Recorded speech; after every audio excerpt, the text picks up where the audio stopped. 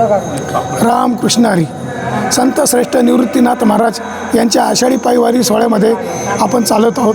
आज श्री क्षेत्र करकम येथे सोहळा मुक्कामी आहे. आपल्यासोबत आहेत नामदेव लबडे. हे काका गिरनार येथून आले. दिंडी क्रमांक 37च्या स्थापनेपासून सुरुवातीपासून ते या दिंडीसोबत चालत आहेत. चला त्यांच्याशी आपण संवाद साधूयात. काका, कधीपासून आणि तुम्ही कशी सेवा देतात? रामकृष्ण हरी. 2012पासून मी दिंडीमध्ये पायी चालायला सुरुवात केली. हे आमचे आत्या भाऊ आहे. हे पहिल्यांदा आले, त्यांच्यानंतर मी आलो. मग आम्ही शिवाजी भाऊच्या समवेत चालायचो. काही काळांतराने भाऊंचं निधन झालं अपघाती. मग भाऊंचा दिंडी चालू करायचा आम्ही सगळ्यांनी उपक्रम हाती घेतला. पांडुरंगाच्या कृपानं भाऊच्या आमच्या डोक्यावर हात असल्यामुळं आम्हाला अपयश हा विषयच नाही.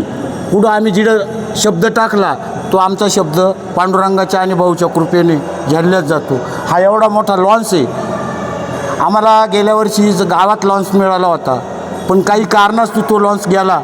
ह्या लॉन्चला आम्ही 3-4 दिंड्यावाल्यांना सांगायचो, तुम्ही तिथं जा, माणसं चांगले, तुम्ही तिथं जा, माणसं चांगले.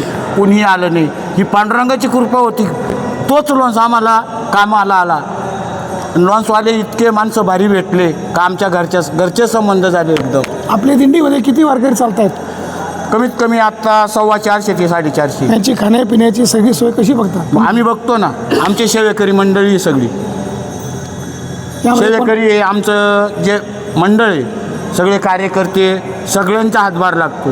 कोणी लाईटचं काम बघतं, कोणी रावट्यांचं काम बघतं, कोणी वाढायचे कामं बघतात, कोणी स्वयंपाक जागावर तयार करत्या, महिला मंडळी चपात्या करत्या.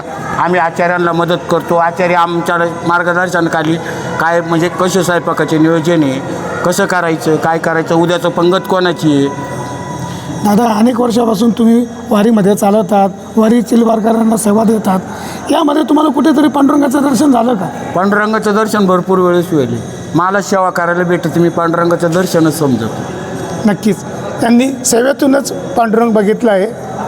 चला अजून जाणून घेऊया पुढे. रामकृष्ण.